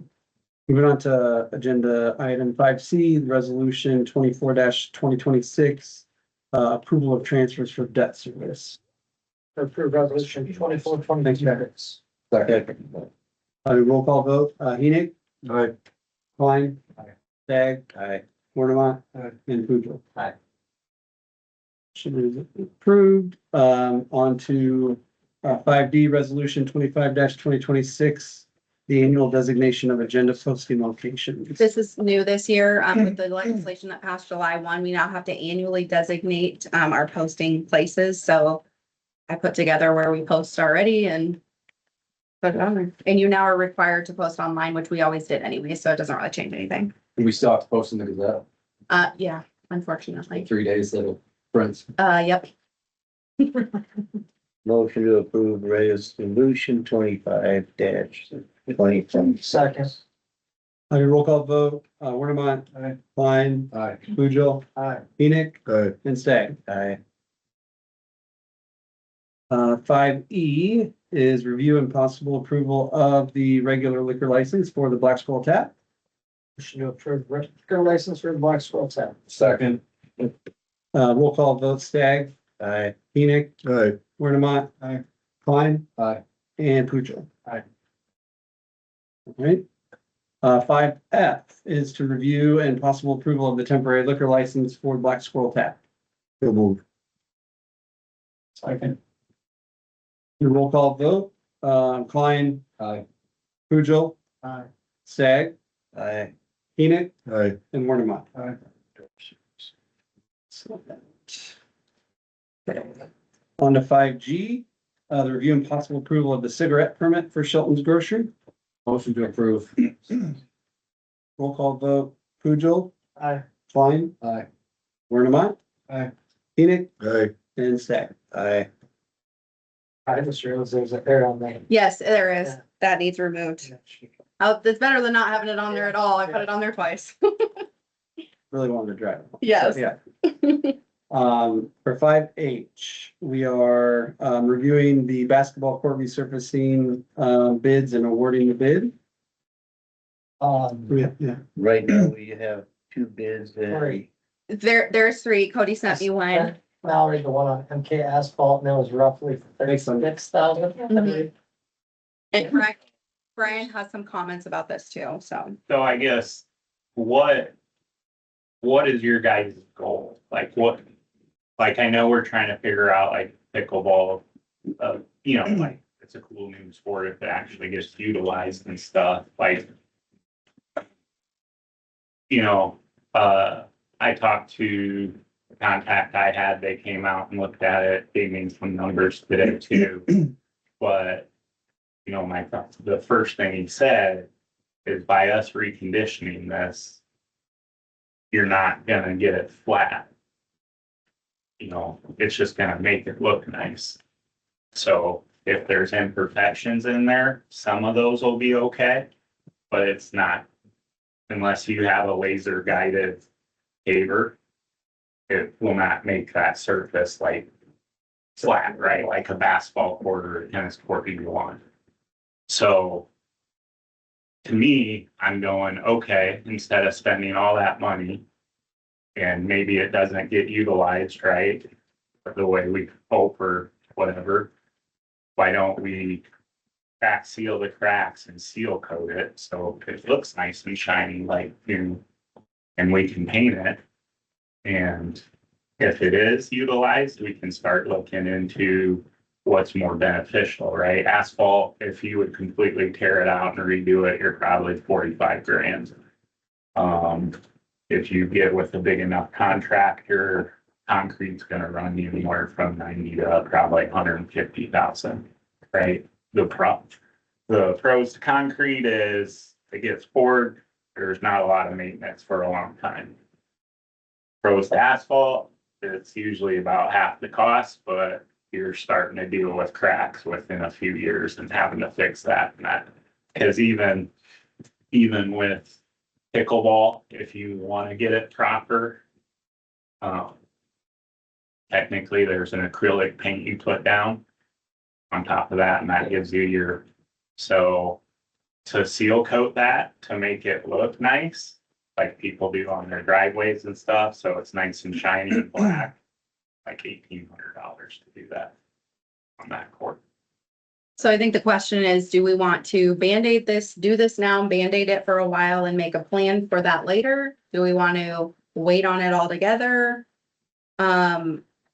So before you make the decision The on. guy that gave me a quote also gave me a quote for seal, like doing all the crack filling and then seal coating over top of it and painting lines as well, which you said you have the stuff to paint the lines, right?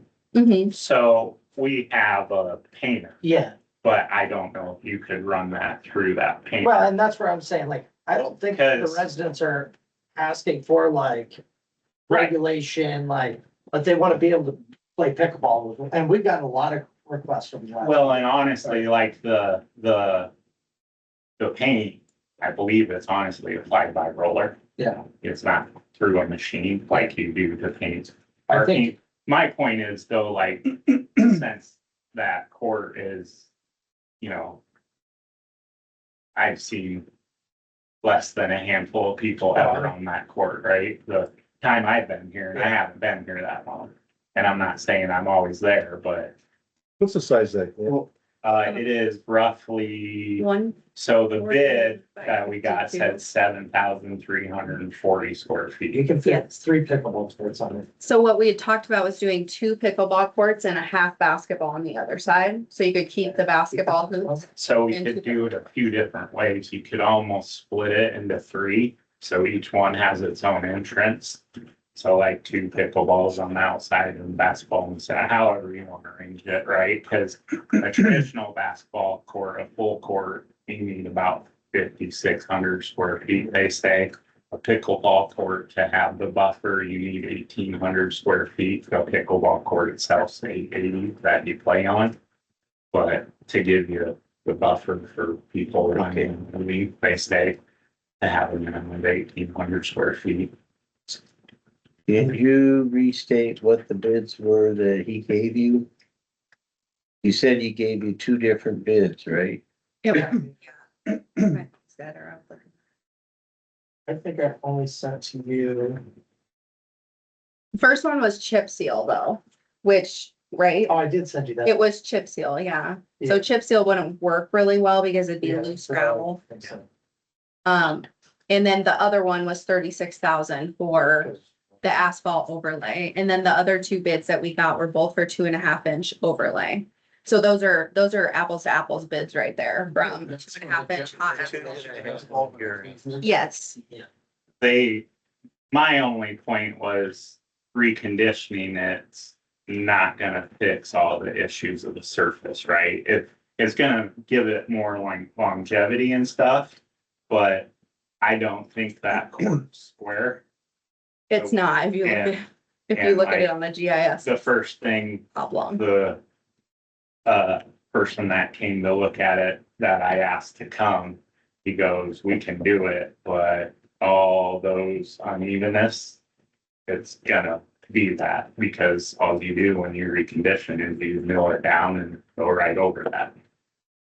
Unless you have a machine that has a laser level, which. And looking at the problems that this town has, I can say putting in a whole new basketball pickleball court is nowhere near in our Right, budget. So I like, know. we have to figure out what is our most logical. But I'm going, Yeah. do we do the least expensive cost and see if even spending 20 grand's worth it or not? And if it gets utilized and makes sense, I let's think spend the that's- money. I think that's the biggest part, is if it will actually be utilized. Well, I think Right. it's gonna get utilized a whole lot more than the tennis courts do now. That's right. I also think But the shape that it's in now up there is that great, right? So it's awful. I didn't know so bad it was throwing up there. that's probably why it's not getting used. Well, you look at the pickleball courts in Fairfax and Ely, and they're all getting used. Yeah, I mean, Yeah. it's a, I get it's probably a fad, but it's a lot better fad for the citizens right now than tennis. We can So always, basketball, I don't even see kids up there shooting. it's definitely gonna need a full court.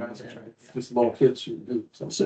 So the bids that we have Mhm. is to completely grind it down and resurface. 2.5 inches of hot asphalt Oh, right. overlay are both of those bids. And the alternative is what? Does that include painting lines, these bids? No, No, that's just the reconditioning. Cause then after they do that, you would drill in the post for the pickleball nets. Paint the line. Yeah, you have to. And And I don't know exactly, like they quoted 7,340 square feet, because also right now the fencing is actually on the asphalt. So I don't know, like, if it's gonna be within just that and kind of around it. You know, so in my head, I'm going, okay, what's better? Do we spend, and I don't know if this is the exact number. I just asked them quick, hey, how much would it cost to seal coat this? And he said, 7,400 square feet, $1,800, right? So what seal coating does, you still have to go in and the big cracks, you have to fill them in. But then they come over with the seal coat and it basically reconditions that, like makes it look nice. So be a new surface. per se, Right, but not- I mean, it's not a permanent, it Yeah. lasts 2 to 5 years, right?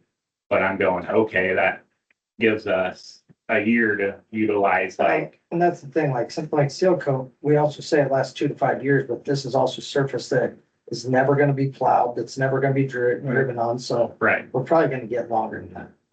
and it's how often it gets. Because I can tell you that has not been touched in 15 years. What's the lifespan expectancy on that? Like if we did what the bids represent? What they, Asphalt. Yeah. to recondition, For the 2.5 inch asphalt. I mean, Kleesner told me 25 years, but I don't believe that at all. I would say asphalt, you're probably, what, 5 to 10? Well, yeah, but You're like gonna Cody get- says, Tim, without, you do a lot with the road. Right. Where do you see on a project like this? Yeah. Well, I actually have been learning more than I ever wanted to know about pickleball. Yeah, if you started from scratch, you're talking hundreds of. So, if you did a 2.5 inch overlay, and I gotta be honest with you, I haven't looked at that. You're probably maybe getting 10, 15 maybe out of it. So if you did the overlay, if you're just painting lines, I think, what he has, the painting lines are like street lines, okay? I don't think it's something you wanna try to paint a pickleball, right? So, if you're just trying to find out, and gauge interest in the town, from the town about what they want to do, I mean, right now you have tennis court, you have basketball, Mhm. so, right? So I would assume you at least want to keep it that way, right? So if it's like what he's saying, overlaying it, probably would, Right. but it's expensive. But something you're not trying. Otherwise, yeah, you're just basically doing a spray seal or fog seal over top of it, I think is what you're talking Yeah. about, right? So you're basically painting it, you fill in the bigger cracks, like you were saying. And you fog seal the whole thing, so it looks like one pretty color, right, black. Then you could paint lines on that, that'd probably be the cheapest option out there. Then you could, again, I don't know how playable it is, you're saying it's not playable. It's not great. So, that would be the one thing running into, so. So, I don't know if that answered any of your questions. So with the hot pour at the 2.5 inch asphalt, it would take care of some of the unevenness, but not all. No, it should take care of. we take care of all of it, 2.5. But it's probably gonna eventually then crack at the same spots. If you got a lot of random cracks in there, it'll eventually reflect through the pitch. What do we budget on this? The trade-offs? 15. 15? We do have enough to cover the difference, with the budget amendment, so. Has Parks and Rec looked into purchasing 2 pickleball nets even and post? Not that I know of. You put that on their agenda, so. Yep. They can get that done. Otherwise, we have this nice new shiny court that nothing can be done. So do we want to move forward with selecting a bid to have it asphalt coated? That's what we're talking about. My only fear, like, that is my one fear with it, if we just do that seal coat or whatever, that it's still unplayable. It's gonna look nice, but still be. Still look nice, but What do you feel that it's unplayable? I haven't been, I've seen it, but yeah, I've it's seen just, play it's on just, it. there's cracks everywhere. on Yeah, that it's rough. thing, and, I mean, I would think, I've never played pickleball. Nobody plays basketball on it either because you Yeah. can't bounce a basketball because it's not gonna come back to your hand. Yeah, like, I just, One issue that nobody's mentioned either, because of no construction, is the cracks. Do it with the seal coat, if they can fix it with the seal coat, because you don't put seal coat for the cracks. The cracks being filled, that's an expense, because it's gonna have to have MP1 or MP2 to fill those cracks. Yeah, it's a flowing. that's- So the seal coat will fill hairline cracks, Hairline but, cracks, but but not- the big cracks you would have to tar. Right, and if you're gonna tar them, that's a different story, yeah, but if you do any other thing to hold it together. That would be MD1 and MD2, and that's expensive. You would tar, So, it's asphalt. so Yeah, and Brian, it'd be the same how- color with the seal coat. how quick do you think you could get, because it sounds like the seal coat thing is a new potential, like, how quick could you get someone here, like, to be able to present that as an option? So then we're weighing like, the council's weighing two options of like, hey, it's Right, gonna be 2,000, here's what we think we're gonna get, then we know, right, have a pretty good idea of what we're gonna get on the asphalt side versus like making a decision now, you know what I mean? So we've got some more information on that other alternative. I agree. I mean, I could call them tomorrow and say, hey, would it get you to get me a quote for this option? But he verbally gave you $1,800. Yeah, I just texted him like, hey, cause like I didn't know what, like, your. Mhm. What the, Right, what the. this goal was before me, like Yeah. what you guys wanted, right? I Like, think. I was like, do they want it just to look pretty and see if it I would assume is like, worth it?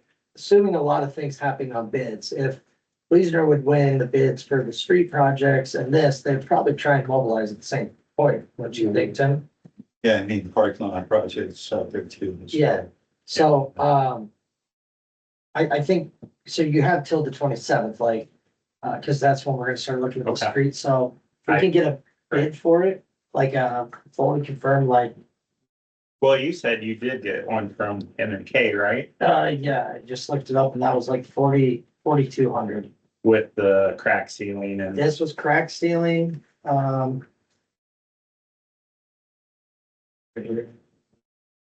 let's see. Clean and prepare 7,200 feet. Being cracked by grazer, first air fill. The cracks with hot rubber. With SS 125, whatever that means, and then seal coated all. just non-DOT car. Yeah. Oh, actually, just seal coating, excuse me, was 2,700. To stripe 3 pickleball courts was another 1,500. So just the seal coating was 2,738. Which includes the crack. You know. Yes. And I guess like my point of view is not as a motion or vote or anything, but if like the contractors want to be here to help explain like what the outcome's gonna be, right? I think that would be very beneficial to be able to Right. kind of understand what the, I mean, you're fully capable, but yeah. Well, that's why I, like called, cause then you can talk to them, then you can ask them questions. Right. And, versus going, hey, I don't know, what do you want? Yeah. Not saying that they're doing anything wrong, but you can ask those Well, questions. I think it comes back to you guys too, what the goal is with the Right. basketball court. Do you want it to be even playable? Parks and Rec. Next week, next Tuesday.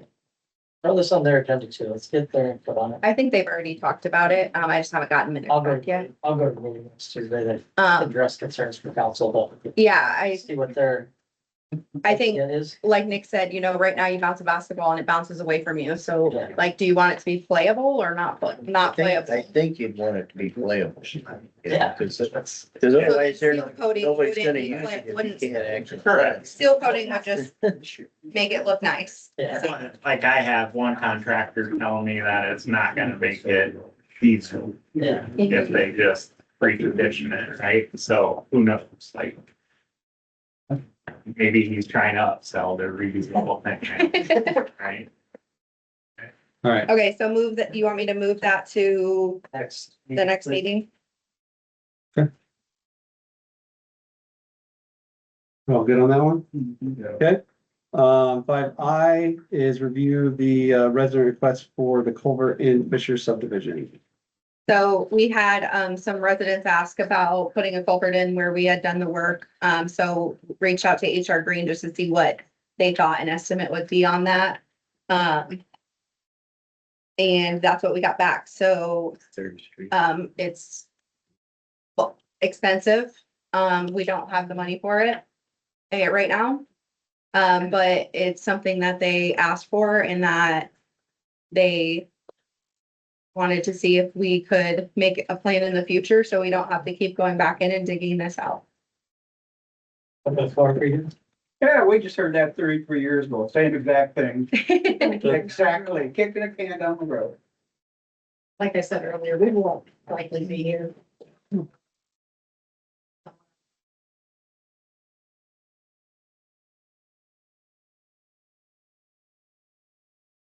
One of the first homes built. We actually bought from Fisher's, so Drew and Christy got it from their relative.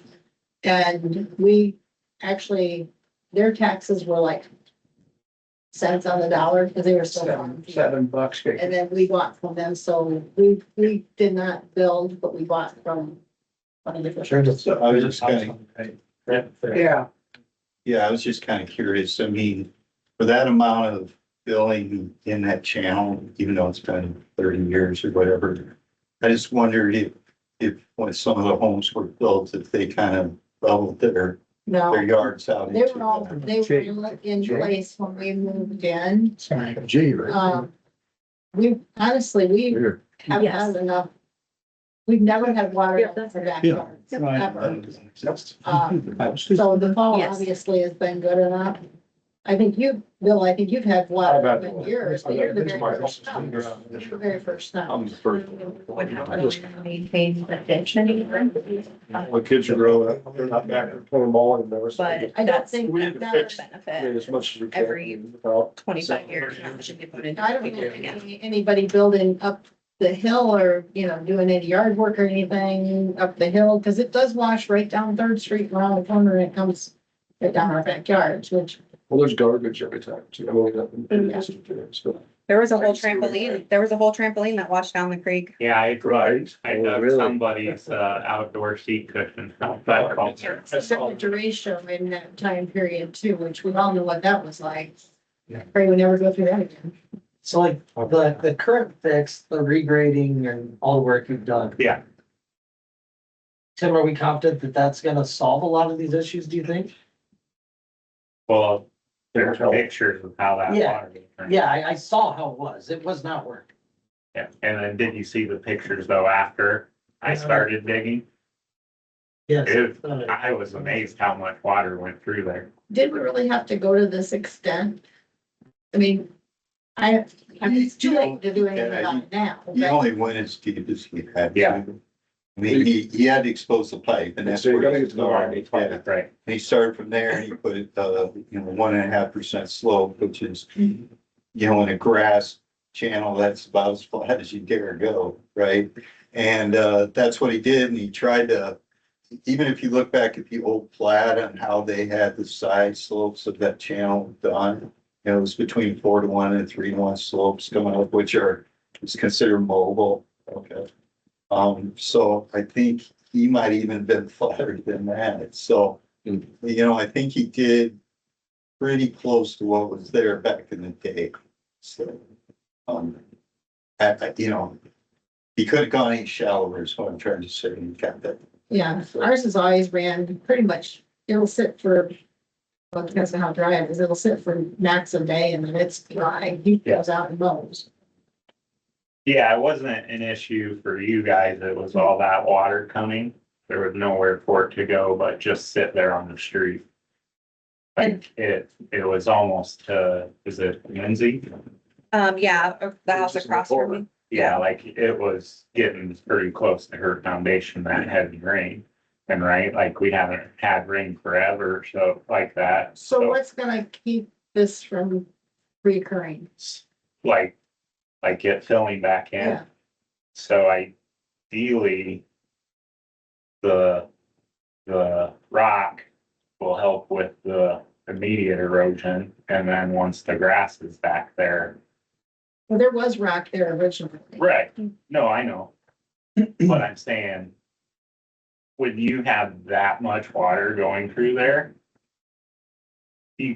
right? It's really no different than it always has been, because I don't remember what year it was. Well, you can see It when was- we got the first heavy rain, there was barely any water running down here. I have pictures before and after. Yeah, but back the calendar up to, oh, I don't remember if it was 08 or it was after 08. It was running through there so much that, Dudley's, that now is where Pat lives, his shed in the creek.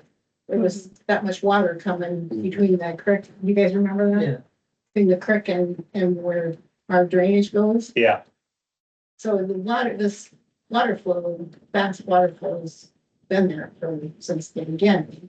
So is there's there tile underneath all of that? no, No. But, I mean, I don't think we're ever gonna perfectly handle something. Right, Like, what we when- got. When you have those freak rains that happen once or twice a year. Right. No houses like got flooded or like the water damaged houses, correct? One on Third Street, I believe, did get water in the basement. So I think that's why that, was it a 40-foot easement the city took that time, 40 foot? Yes. I'm guessing that was because of the lay of the land. That's why it was city back then. They knew what the problem was back. That was a lot of runoff years ago. Yeah, that's a drainage easement. It's a natural, Yeah, Not natural, utility. and that's the Actually, problem. it's a utility as well, but the city didn't put the, utilities were not put back there. They were put in the front yard, which that's not on our plot at all. Our utilities are in the front, but they were supposed to be in the back. How much are you gonna come out with, in my yard, my backyard, so on the corner? Yeah, so from the drain back, To right, the neighbor, it'll be 15 feet. 15 foot, from your drain. Yeah, Is there gonna be a grate back on there too? but yeah, we'll put that middle grade back up on there once we're done. But I don't have to obviously spread the rock like that whole width. It's just, I gotta spread it by the grade. Right. And like where the grade is, it's too steep of a slope there, so rock will be up on that, but 90% of that will be grass again. You'll just have roughly a little wider than the actual culvert itself that it comes Right. out. Of rock. Right. Yeah, right. So like increasing the slope now and allowing that water to, you know, get to its destination, is that gonna affect, when it does hit that creek? And, you know, yeah, we get some freak rains, I've seen them, I've been there. I watched that shed float away and try to go underneath the bridge, it didn't happen.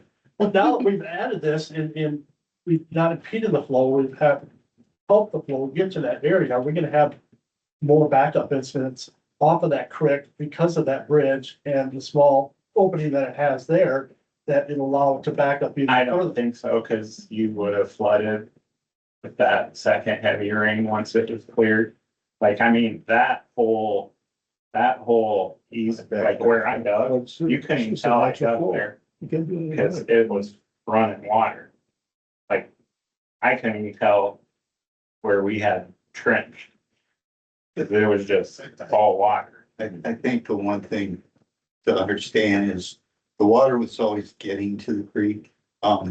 It just wasn't going through the pipe to get there. It was going over land and over the curves and things like that. So the water was getting there. It's just gonna be getting there a little different than the curve, the way that it originally was intended or designed by the engineer. So Tim, do you recommend us, like, I could say this year, we don't have it in our budget. It's simply, it's not, the money's not there. But is this something that, as a city, we should look at trying to plan forward for to do this project in 2 or 3 years? Like, is it an immediate need or? I get the whole idea of kicking it down the curb. I 100% hear you guys. But I'm also looking at the other needs of the town, like, is this something that It's we have to? more of a cosmetic. Right? And that's why, well, I'm just asking, like, I is think it damaging properties or is it? that's the thing. I mean, if it was impacting homes and things like that, you know, for, what did I say, this thing's gonna cost, 173,000. Yeah. You know, you could clean that ditch out a few times, you know what I'm saying? But Oh, you said culvert, maybe, if, or the ditch itself. you could clean the ditch out. Like what? Like restore the ditch back. But, you know, if you didn't wanna have that future maintenance issue, you know, that's when you put the pipe in. The other thing is, should that land to the south ever develop, the water will be different. It'll be different. works. No, I mean, they have to put in detention basins. Right, you have to put it. So water will be, it will be underground by the time it gets there. So it won't be overland. It won't, a lot of the sediment should be gone by the time it gets there. In theory, you know, but it's not designed, so. Extension up there right now on the farmer's field at all? Is it, if you look at the overlay, you can see they always have that time. You can see their waterway. Right, yeah, there's still detention. That's behind my house for that. There's a inlet that was supposed to be capped. Did we ever had to dig this out before since the addition went in? I don't. It doesn't appear it ever was done. Okay. I mean, I've been here 30 years. Yeah, 13 years. But I mean, if you went down there and looked at it before you dug, that whole pipe is very. It was plumb fault. I mean, there's hardly any water. Yeah, it was like a lake over there and now it's confined to like 3 foot wide when it rains, which is nice. It's not spreading out, but I live right there too and we get water. There's a picture of 12 inches of water in my yard because it's going over the road instead of into the drain. That You was get it plugged. off the hill though too, don't you? Yeah, it runs straight down there. And when we moved into our house, they told us that our shed would flood in the backyard and it never did, but we put up a fence and our fence diverted the water. So then it was flooding our neighbor's yard, instead of ours. So and from that big rain, we did have like 12 inches of water. There is an easement there as well. Yeah. No. What was Not on that? your side. Not on my side, but my neighbor, 8 foot into their yard. There's an 8 foot easement. Was that backing up because of that? It was flowing over the road and under it and washing out the road. So we had to, that's why that section of road is chip sealed because they had to dig out that section and backfill it in because all the water washed everything out under the road and it collapsed around the manhole. So the design is for it to flow down between you and Bob Mhm. and go over the road. Go over the- under. Where is the inlet for that? There's- I didn't see that. There's a drain right there. The storm drain is right there on this side and then the outlet is on the other side. But it was so plugged that it was just going over the road and under the road and that was not to design. Yeah, the So was it- intakes are in the street. Was it They're plugged on the down other east side street. as well? I don't know if it's plugged on the other side. He pulled the manhole cover off. So I haven't even looked yet for that, what I have to do, because I was watching it and to stop all that water from coming over, I just pulled the manhole in and it went down and that's what finally opened up the outlet on your yard. Oh, did, Kenway didn't have to do it? No, he just pulled the manhole. Oh, Yeah. So the water wasn't going in there hardly at And then all. I opened your side and the water's just sitting in there filling up, like it was completely to the top. Yeah, I see. So like it had, it's like the pictures I took and videos, like you can see where it blew out some of your Yeah. grass Yeah. to let the water finally flow. So was this a lack of city maintenance then? That it was not cleared or checked every year or, you know? Who was responsible for that? It would be the city, correct? I guess I'm not sure. I don't know if it, potentially, yes. But, I don't know if this is in a plan or anything that we have with HR Green to inspect our storm drains. Is that something we have planned or to do, or we just do it ourselves? You know, it also goes back to whatever the developer, was back in the day. If I had to guess that, yeah, this probably was something the city could have been responsible for cleaning up over the years. That's typical, but, like unless they had some agreement with the HOA or something. And I would say and argue that there's a lot of things that happened with past city councils that were getting neglected that now we're trying to figure out, put plans in place so that just like the televising the line, we're trying to get ahead of these problems when we realize we have millions of dollars that need to be put into our. So we finally put together a map of the storm sewer just a few years. Yeah. We didn't even know Yeah, what we've was never in the done city. that, so. And now we're still finding stuff like up here that we didn't even know existed. Yeah. So, There's a homeowner and she's like, I didn't know there was a culvert here, because I had to probe and I found, I hit something. I'm like, okay, this is solid, so this must be where it is. And I dug. I did start a savings plan I shared with Brian to kind of work together and come up with like replacement on all of our equipment, on like the roof of City Hall, things like that we want to pay for and save for. But it's a lot of money needed, and so we really need to make a plan for it. So at the next meeting, that will be on the agenda to just show you guys and like come up with a plan for that, for reserves. But things like that could be on it. It just might take us a while to put so much money away at the end of every year to save for it. So I So, think the bare minimum, you need to budget to go around policies and do preventative maintenance, so you're not having to. replace Yeah. 6 yards. and I think, yeah, that's what Brian, he has made it a priority since that rainfall, when we realized we had all of these drainage issues. We had a lot over here, off First Street. Yeah. And so he's just been he has a list and he's working on the list and doing the best that he can. I mean, you've got a lot of man hours in this project already. Yeah. Could have been taken care of probably in fraction of the time over the years. Well, right, like, I think some of it is, I don't know, people didn't know and city people didn't know it was there because I had a homeowner go, I didn't even know there was a culvert there. It's kind of hidden. And the only reason I figured it out is because I called the water, right? I would have never, I didn't, So, yeah, obviously, the culvert's not gonna happen because it's way too much money, but, so what's the plan going forward? I heard you say something about having to get some kind of rake or something, and that's gonna be, we have to get that approved, or did I you misunderstand? know, it's $185. Okay, It's like a gill. It's not really great. Basically like, Outright. I used to. so. Oh, yeah, Where it's gonna be hotter than H this next week, but it's gonna be dry. Is that something that we're looking at doing sometime in the near future, or do you have to wait for well, approval with so something? like he just said, I was giving them the cost of what it would cost the hydro seed. Because I'm only allowed to spend a certain dollar amount Right, but without. it needs some prep work before that. That'll Yes. take me a day or less. But we can't hydro seed until late August, September. Right, so it's the seeding I would window. imagine. you want But he can get it graded all out better. It To gets a degree, I mean, Well, Yeah, the problem with that is, yeah, if he grades it out really nice now. then it rains. and- Yeah. Yeah, Right. so that's why he'll probably prep it before they come in. So I have a question about the hydro seed. After you put that down, how much watering does the homeowners have to do to keep that going? I will have to talk with the, person doing the hydro seeding. Yes, because we're snowbirds, we're not coming. Right. Well, I mean, does that fall under responsibility in the pool? I understand you put your seed down, but is that my responsibility to maintain it after you put the seed Yeah. down?